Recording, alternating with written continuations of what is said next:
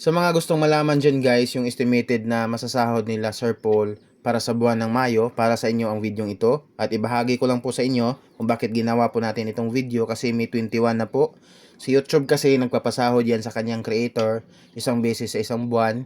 Magsisimula po yan sa pizza ng 20 hanggang 30. So kaya ginawa ko itong video dahil May 21 na po tayo ngayon. So siguro naman meron ng isa sa kanila ang nakatanggap na ng sahod. So ayun, bago tayo magsimula, kung pwede, kung gusto niyo ng mga ganitong video, subscribe my YouTube channel at i-like nang sa ganun updated po kayo kapag may bago akong upload, at maraming salamat po. At ayun, magsimula na tayo sa ating topic dito sa kanyang sahod. At bago yan, alamin muna natin kung magkano yung nadadagdag na subscriber sa YouTube channel ni Sir Paul sa loob ng 30 days. Kasi may 21 tayo ngayon, so ang serving ito kasi 30 days nga, ano ito ngayon, nagsisimula sa April 21 kasi may 21 tayo ngayon, so tamang 30 days lang. Makikita nyo dyan ito, subscriber for the last 30 days. So may nadagdag na subscriber sa kanyang channel na 30,000 subscribers. So congratulations si Sir Paul, no? Kasi 30 days pa lang pero 30,000 na ang nadagdag sa kanyang channel na subscribers. So grabe, sobrang laki na niya, no? Kaya sobrang bilis ng paglaki ng kanyang YouTube channel ni Sir Paul, at talagang nanunguna siya. Mahirap talaga siyang unahan ng ibang mga charity group din. At sa usapang views naman, for the last 30 days, ang YouTube channel ni Sir Paul nadagdagan ng 25 million views. So 25 million, imagine 25 million for the last sa loob ng 30 araw, 'di ba? Grabe, sobrang laki. At again, congratulations kay Sir Paul kasi deserve naman talaga niya lahat 'yan. At ayun, punta na tayo dito sa ating topic talaga na sahod. Bago tayo pumunta sa monthly estimated earnings niya, kumbaga yung total talaga niya na estimated na masasahod ngayong buwan ng Mayo, dadaan muna tayo po sa kanyang daily average. Kung makikita nyo dito sa baba, ito po ang daily average. Kumbaga, ang ibig sabihin po dito, ito po yung estimated na kinikita ni Sir Paul sa loob ng isang araw para sa ngayong buwan ng Mayo. Ayun, si Sir Paul po, nag-daily average siya ng $3,300. Ayan po, 3,300. So, para malaman natin, i-convert natin ito sa pera natin dito sa Pinas. 3,300 times 59. So, ito po yung estimated nakita niya sa isang araw. 194,700 pesos. So, ayan, congratulations kay Sir Paul. Yan po yung daily average niya. At ayun, tapos na tayo sa kanyang daily average, punta naman tayo sa weekly. Kumbaga itong weekly po, ito po yung estimated na total na kinikita ni Sir Paul sa isang linggo. Na pumapasok na earnings sa kanyang YouTube channel sa isang linggo para sa ngayong buwan ng Mayo. So ayan, si Sir Paul nag-weekly average ng $27,000. Ayan, 27,000. Kaya same lang din po yung gagawin natin. I-convert lang po din natin 27,000 times 59. So ito po yung estimated na kita ni Sir Paul sa isang linggo. 1,593,000 pesos. No? Sobrang laki din. At again, congratulations kay Sir Paul. At dito naman, isali na lang din po natin. Ito na sa baba talaga. Ito po yung last 14 days. Kumbaga, at May 21 tayo ngayon, kaya sinimulan itong survey na ito kasi last 14 days. So, nagsimula ito noong May 8 kasi May 21 tayo ngayon. At yun, for the last 14 days, ang kanyang estimated na sahod sa kanyang channel is $61,000.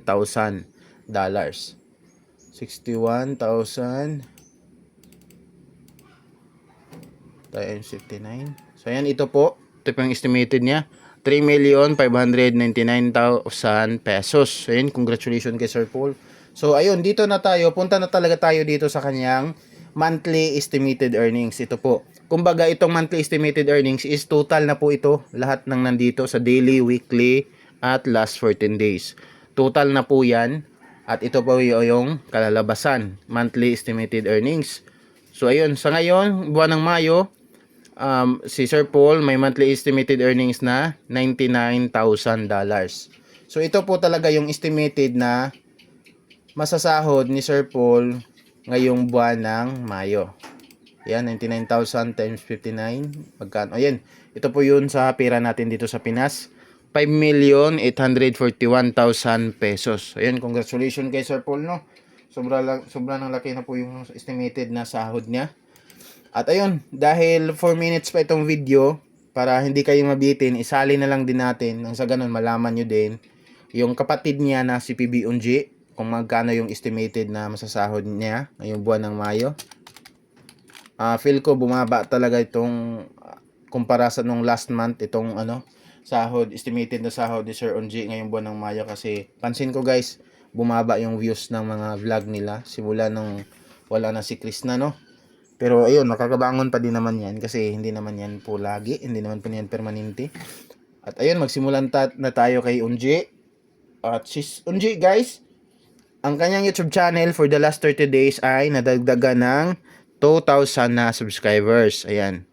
At sa usapang views naman for the last 30 days, ang nadagdag sa kanyang YouTube channel is 1.3 million views. So malaki na din. Congratulations kay Sir Unji. At dito na tayo sa daily average niya, no? Si Sir Unji nag-daily average ng $178. So 100 lang, no? Hindi umabot ng 1,000 yung daily average niya. 178 times 59. Ayan, ito po yung estimated na kita ni Sir Unji sa kanyang YouTube channel sa isang araw para sa buwan ng Mayo, 18,502 pesos.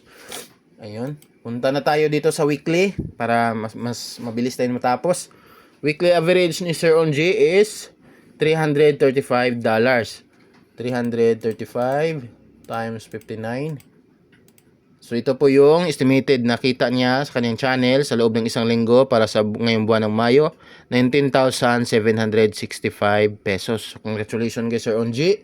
At punta na tayo sa last 14 days. Magsisimula itong survey noong May 28 dahil May 21 tayo ngayon. Ayan. For the last 14 days, ang pumasok sa kanyang YouTube channel, estimated po na $1,900.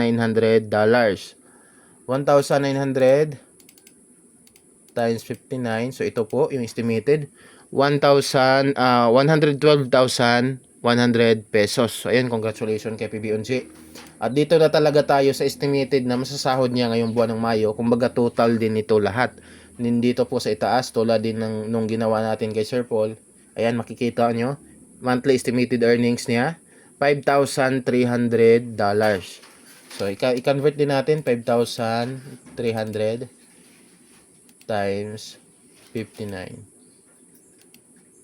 So ayun, ito po yung niya, estimated na sahod niya ngayong buwan ng Mayo, 312,700 pesos. So congratulations kay Sir Unji. At talagang bumaba po talaga yung sahod nila kumpara doon sa nung last month nung nandyan pa si Chris na sa mga vlog nila, kasi malaki po talaga yung mga views ng video nila. Pero ngayong nung after nagka-issue is lumiit na lang po talaga yung views nila, nasa 40,000, 50,000, minsan na lang po talaga lalagpas ng 50,000, kadalasan nasa 40,000, 30,000, kaya nagkaganito po yung sahod nila estimated. Kasi nung nakaraang buwan, ang ginawa ko po, itong ang monthly estimated earnings niya nung nakaraang buwan is umabot po ng 9,000 plus dollars. Pero ngayong buwan ng Mayo is naging 5,000 na lang. So dito mo talaga makikita na talaga. Marami ding humiwalay or siguro tumigil ng pagpanood sa kanila, no? Pansin ko din talaga. Ganun din sa YouTube channel nila ni Mang Ili, ni Ralph, ni Peter Paul, bumaba din po talaga simula nung nagka-problema. Pero ayun, makakabalik na lang po yan. Sila pa ba, di ba?